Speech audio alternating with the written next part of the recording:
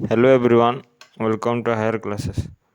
Plus 3 4th semester history on score paper 9 ର class part 9 ଆକବରଙ୍କ ରାଜପୁତ ନୀତିରେ ତିନୋଟି ମୁଖ୍ୟ ପର୍ଯ୍ୟାୟ। ତ କ୍ୱେଶ୍ଚନ୍ ଯେଉଁ ଅଛି ସେ କ୍ଲାସ୍ ନମ୍ବର 8ରେ ମୁଁ କହିଥିଲି ସେ ଭିଡ଼ିଓଟା ବି ଦେଖି ନିଅନ୍ତୁ। ସେ କ୍ୱେଶ୍ଚନ୍ରେ ଏଇଟା 5 ମାର୍କିଆ କ୍ୱେଶ୍ଚନ୍ ବି ହେବ। ଆକବରଙ୍କ ରାଜପୁତ ନୀତି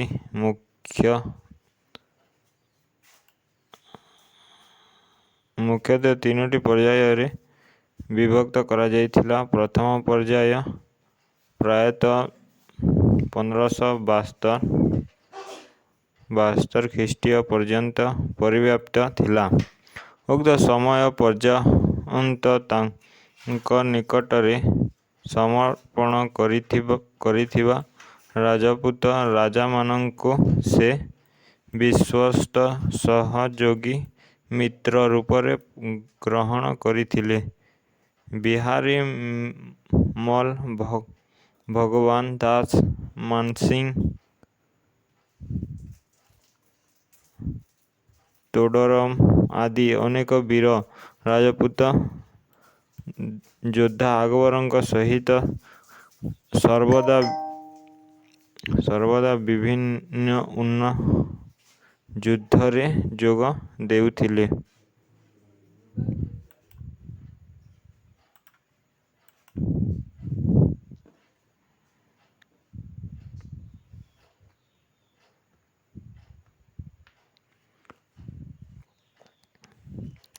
ଏହିପରି ମୋଗଲ ରାଜ୍ୟଜୟ ଏବଂ ଦୃଢ଼ୀକରଣ ମାନସିଂହଙ୍କ ଭୂମିକା ଅତ୍ୟନ୍ତ ଗୁରୁତ୍ୱପୂର୍ଣ୍ଣ ଥିଲା।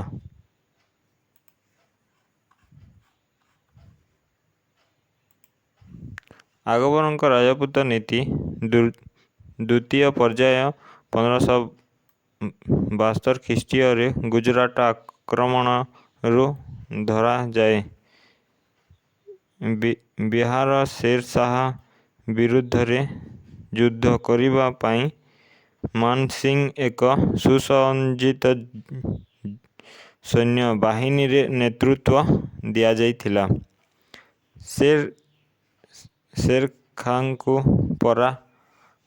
ପରାଜିତ କରି ମାନସିଂହ ମଧ୍ୟ ଆକବରଙ୍କ ପ୍ରତି ତାଙ୍କ ଆନୁଗତ୍ୟର ପ୍ରମାଣ ଦେଇଥିଲେ। 1576 ଖ୍ରୀଷ୍ଟୀୟରେ ପୁନଃ ମାନସିଂହ ନେତୃତ୍ୱ ଅଣାପ୍ରତାପ ବିରୁଦ୍ଧରେ ଏକ ବିଶାଳ ବାହିନୀ ପଠାଯାଇଥିଲା। ଆକବରଙ୍କ ରାଜପୁତ ସମ୍ବନ୍ଧରେ ତୃତୀୟ ପର୍ଯ୍ୟାୟକୁ ସାଧାରଣତଃ 1578 ଖ୍ରୀଷ୍ଟୀୟରୁ ଗ୍ରହଣ କରାଯାଇଥାଏ, ଯେତେବେଳେ କି ମାନସିଂହ ଏବଂ ଭଗବାନ ଦାସ ଉତ୍ତର ପଶ୍ଚିମ ସୀମାନ୍ତ ଅଞ୍ଚଳ ଓ କାଶ୍ମୀରକୁ ଜୟ କରିବା ପାଇଁ ପଶ୍ଚିମ ପଞ୍ଜାବ ଭେରାଠାରେ ସମ୍ରାଟ ସୈନ୍ୟବାହିନୀ ପ୍ରସ୍ତୁତି ଚଳାଇଥିଲେ। ପୁନଶ୍ଚ ହଳଦୀ ଘାଟି ଯୁଦ୍ଧସରମାନ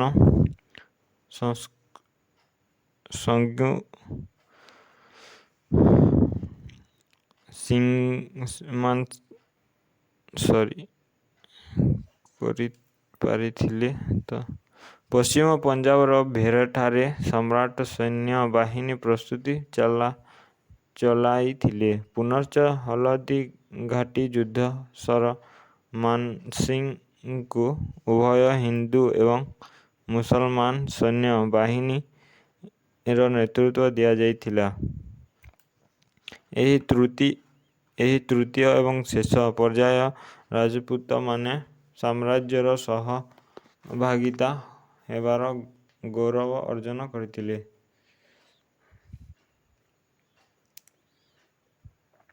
ସମ୍ବଲପୁର ୟୁନିଭର୍ସିଟିର ଆଉ 9 ଦିନ ମାତ୍ର ଅଛି ଏକ୍ଜାମ୍କୁ, ତ ଭଲସେ ପଢ଼ନ୍ତୁ। 1 ମାର୍କ କ୍ୱେଶ୍ଚନ୍ ମଧ୍ୟ ଆଣିବା।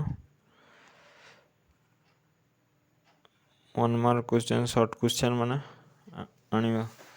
ତ ମୁଁ ସିଲେକ୍ସନ୍ କ୍ୱେଶ୍ଚନ୍ ତ ଦେଇପାରିବିନି, କାହିଁକି ନା ଆପଣମାନେ ଏନ୍ଇପିର ଫାର୍ଷ୍ଟ ବ୍ୟାଚ୍ ତ ସିଲେକ୍ଟ କରି ହେଉନାହିଁ।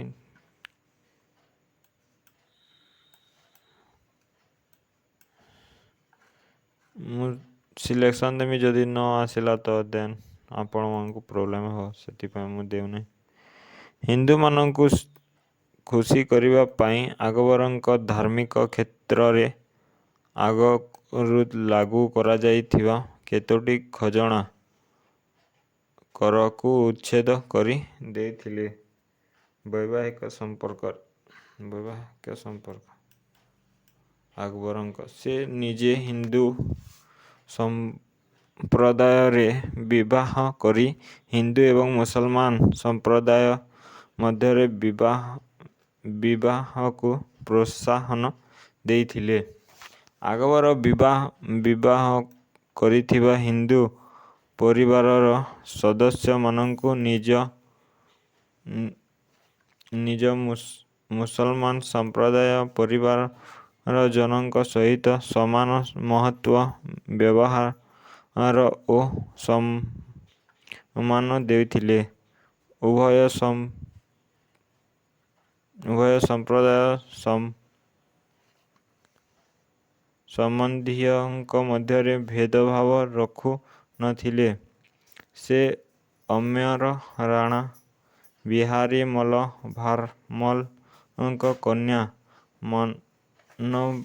ମାନବାଇ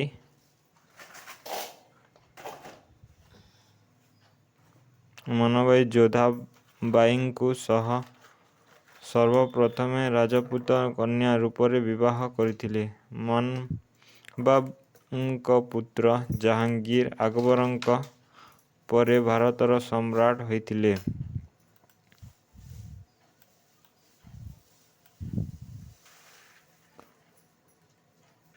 ଉକ୍ତ ବିହାର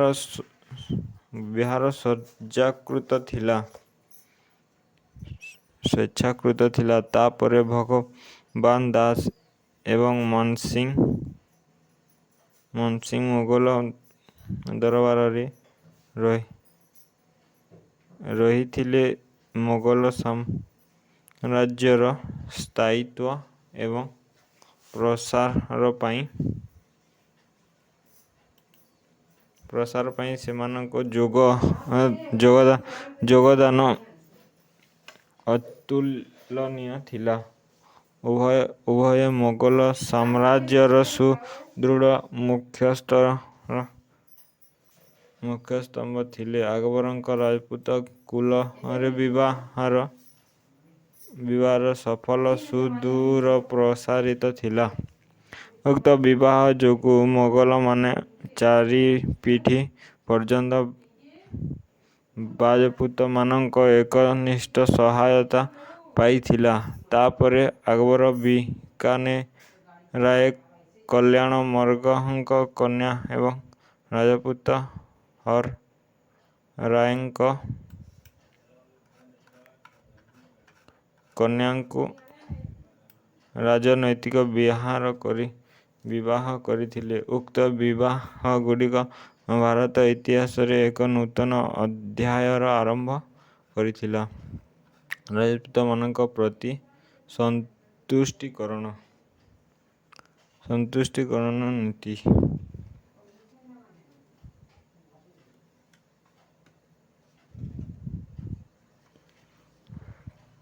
ମେୱାର ବ୍ୟତୀତ ସମସ୍ତ ରାଜପୁତ ରାଜ୍ୟ ତଥା ବିଦ୍ୟମାନ ସମସ୍ତ ହିନ୍ଦୁ ରାଜ୍ୟ ପ୍ରତି ସନ୍ତୁଷ୍ଟୀକରଣ ନୀତି ଗ୍ରହଣ କରିଥିଲା। ରାଜପୁତମାନଙ୍କ ସହିତ ଅନ୍ୟାନ୍ୟ ସମସ୍ତ ହିନ୍ଦୁ ସମ୍ପ୍ରଦାୟର ଯୋଗ୍ୟ ବ୍ୟକ୍ତିଙ୍କୁ ମୁସଲମାନ ସମ୍ଭ୍ରାନ୍ତ ଗୋଷ୍ଠୀରେ ସ୍ଥାନ ଦେଇ ପ୍ରଶାସନ ମହତ୍ତ୍ୱପୂର୍ଣ୍ଣ ପଦବୀଗୁଡ଼ିକରେ ନିଯୁକ୍ତି କରିଥିଲେ। ସେ ଜିଜିଆ ଏବଂ ତୀର୍ଥଯାତ୍ରା ପରି ବିରୋଧାଭାସର ସମସ୍ତ ଖଜଣାକୁ ଉଚ୍ଛେଦ କରି ଦେଇଥିଲେ। ହିନ୍ଦୁମାନଙ୍କ ଧାର୍ମିକ ପର୍ବପର୍ବାଣୀକୁ ସ୍ୱଚ୍ଛନ୍ଦରେ ସ୍ୱାଧୀନ ଭାବରେ ଏବଂ ଅବାହ୍ୟ ଭାବରେ ପାଳନ କରିଥିଲେ।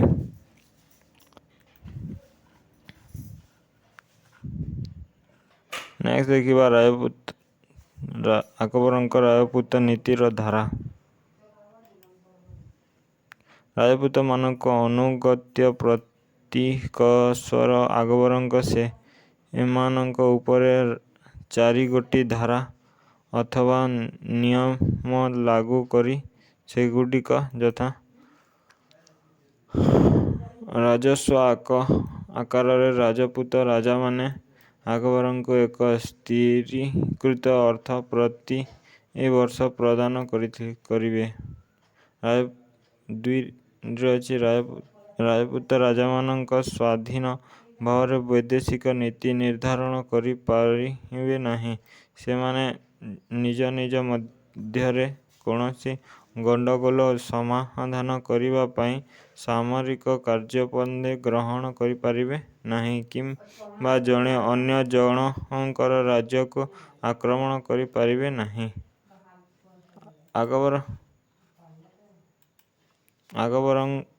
ଆବଶ୍ୟକସ୍ଥଳେ ସେମାନେ ସମ୍ରାଟ ଆକବରଙ୍କୁ ସୈନ୍ୟଦଳ ଏବଂ ଅସ୍ତ୍ରଶସ୍ତ୍ର ସାହାଯ୍ୟ ଯୋଗାଇ ଦେବେ।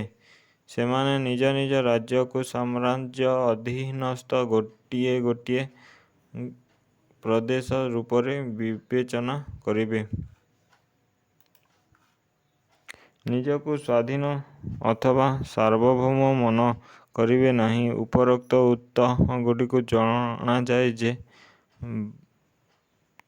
ବାଦଶାହ ରାଜପୁତମାନଙ୍କ କେବଳ ନାମକୁ ମାତ୍ର ସମର୍ପଣ ଆଶା କରୁଥିଲେ ତଥା ବାର୍ଷିକ ଖଜଣା ଦେଇ ଶାନ୍ତିରେ ସ୍ୱାଧୀନ ଭାବରେ ନିଜ ନିଜ ରାଜ୍ୟ ଶାସନ କରିବା ପାଇଁ ଚାହୁଁଥିଲେ। ଉକ୍ତ ରାଜ୍ୟଗୁଡ଼ିକ ଜୟ କରି ନିଜ ସାମ୍ରାଜ୍ୟରେ ମିଶେଇବା ପାଇଁ ତାଙ୍କର କୌଣସି ଉଦ୍ଦେଶ୍ୟ ନଥିଲା।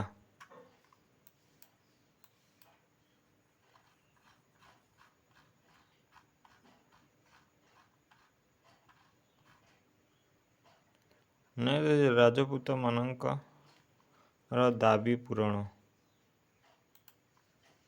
ରାଜପୁତମାନଙ୍କ ଅନୁଗତ୍ୟ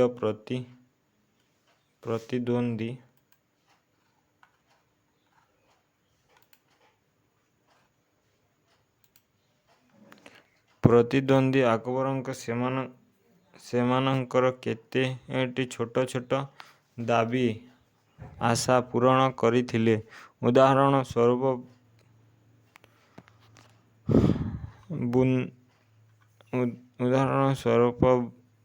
ବୁନ୍ଦିର ସାର୍ବଭୌମତ୍ୱ ପ୍ରଶ୍ନ ଉପରେ ନିଷ୍ପତ୍ତି କରି ନିମ୍ନ ପ୍ରକାରର ଧାରା ଲାଗୁ କରାଯାଇଥିଲା। 1ରେ ଅଛି ବୁନ୍ଦି ରାଜ୍ୟର କୌଣସି ରାଜପୁତମାନେ ମୋଗଲମାନଙ୍କ ରାଣୀହଂସପୁରରେ ପ୍ରବେଶ କରି ପାରିବେ ନାହିଁ। ଜିଜିଆ କରକୁ ଉଚ୍ଛେଦ କରିବା। ନବବର୍ଷ ଉତ୍ସବ ପାଳନ ଅବସରରେ ବୁନ୍ଦିର କୌଣସି ମହିଳାଙ୍କୁ ଦିଲ୍ଲୀ ପଠାଯିବ ନାହିଁ।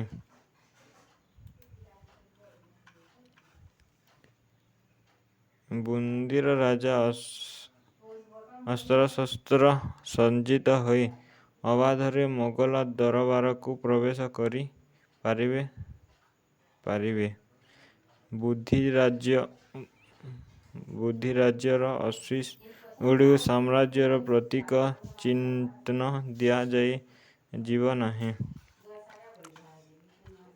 ନେକ୍ସଟ ଦେଖିବା ରାଜପୁତମାନଙ୍କ ପ୍ରତି ଆକବରଙ୍କ କୋହଳ ନୀତି। ହିନ୍ଦୁମାନଙ୍କ ପ୍ରତି ଆକବରଙ୍କ କୋହଳ ନୀତି ଅଚିର ଫଳବର୍ତ୍ତୀ ହୋଇଥିଲା।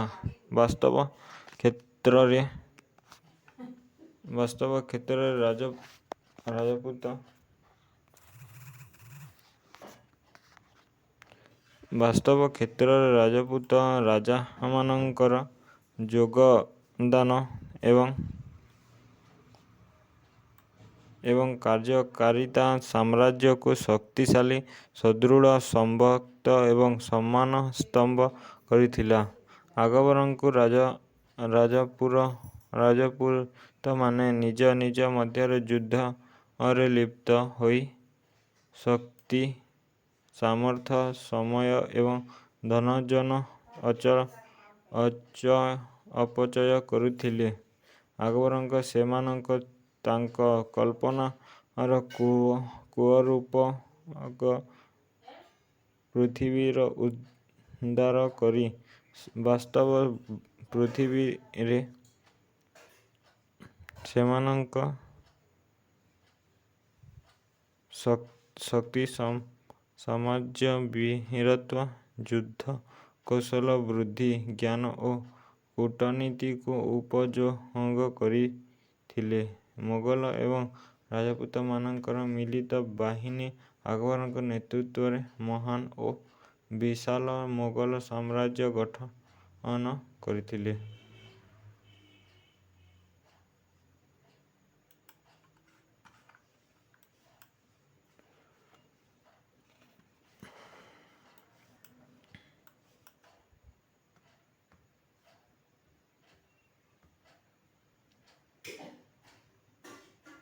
ତ ମୁଁ ଡିଟେଲ୍ସରେ ଦେଖୁନି, ଆପଣମାନେ ଚାହିଁଲେ ପଢ଼ିପାରିବେ। ଆକବରଙ୍କ ରାଜପୁତ ନୀତିର ଫଳାଫଳ।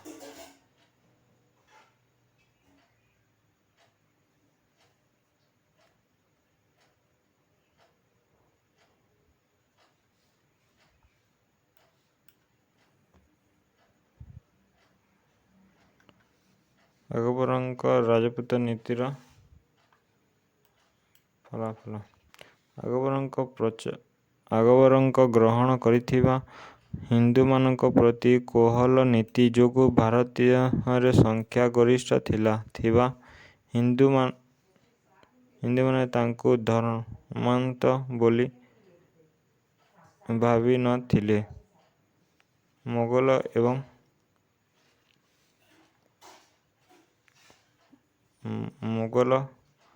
ଏବଂ ହିନ୍ଦୁ ତଥା ରାଜପୁତମାନଙ୍କ ମିଳିତ ସହଯୋଗିତା ଉଭୟସ୍ଥ ଭାବାନ୍ୱିତ କରିଥିଲେ। ସହଯୋଗିତା ଯୋଗୁଁ ମୋଗଲମାନେ ଭାରତରେ ପରାକ୍ରମୀ, ସାହସୀ ଏବଂ ମହାନ ଯୋଦ୍ଧାମାନଙ୍କର ସେବା ପାଇଥିଲେ। ରାଜପୁତମାନଙ୍କ ଆନୁଗତ୍ୟ ଏବଂ ସମର୍ପଣ ମୋଗଲ ସାମ୍ରାଜ୍ୟର ପ୍ରସାର ଏବଂ ଦୃଢ଼ୀକରଣରେ ବିଶେଷ ସହାୟକ ହୋଇଥିଲା।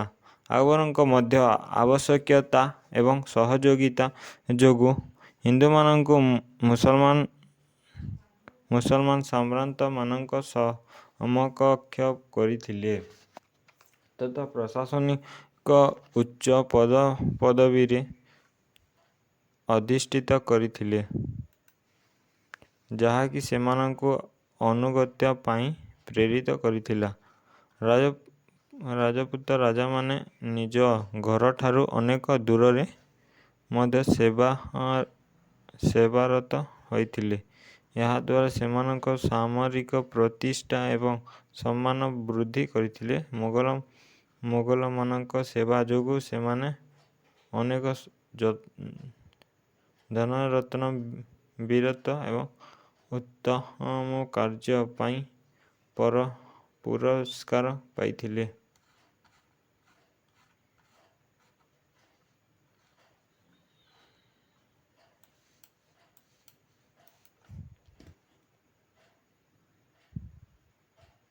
ନେକ୍ସଟ ଅଛି ଆକବରଙ୍କ ନୀତିର ସମାଲୋଚନା।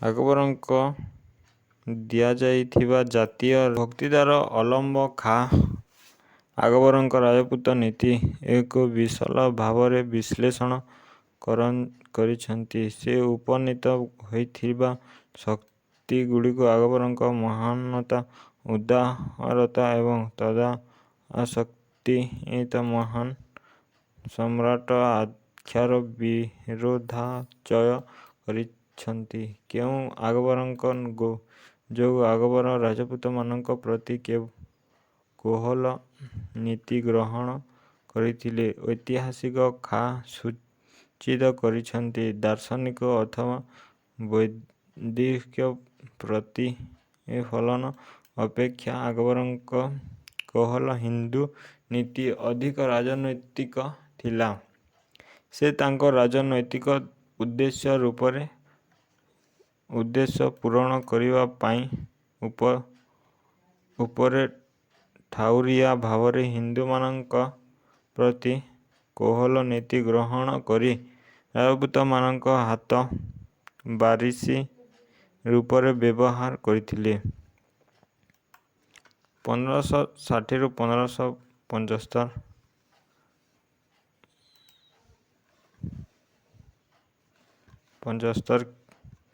ଖ୍ରୀଷ୍ଟୀୟ ମଧ୍ୟରେ ରାଜପୁତମାନଙ୍କ ଏବଂ ଆଞ୍ଚଳିକ ମୁସଲମାନ ଯୋଗ୍ୟ ରାଜପୁତମାନଙ୍କୁ ବହୁ ସଂଖ୍ୟାରେ ମୋଗଲ ପ୍ରଶାସନ ମଧ୍ୟରେ ଭର୍ତ୍ତି କରାଯାଇଥିଲା। ସମୟକ୍ରମେ ସେମାନେ ମୋଗଲ ପ୍ରଶାସନ ପୁରାତନ ରୂପରେପୁରାତୀ ଏବଂ ଚାନ୍ଦାଙ୍କ ପ୍ରକୃତିକୁ ଦୂରୀଭୂତ କରିଥିଲେ। ଆକବର ତାହା ହିଁ ଚାହୁଁଥିଲେ। ତାଙ୍କ କାର୍ଯ୍ୟଗୁଡ଼ିକୁ ଅଧିକ ସଂଖ୍ୟକ ରାଜପୁତମାନଙ୍କୁ ଚାକିରି ଦେବା ପାଇଁ ସେ ସ୍ଥାୟୀ ରାଜପୁତ ଏବଂ ମୁସଲମାନ ସମ୍ଭ୍ରାନ୍ତମାନଙ୍କ ମଧ୍ୟରେ ବିବାହ ପାଇଁ ଯୋଗାଯୋଗ କରୁଥିଲେ। ଆକବର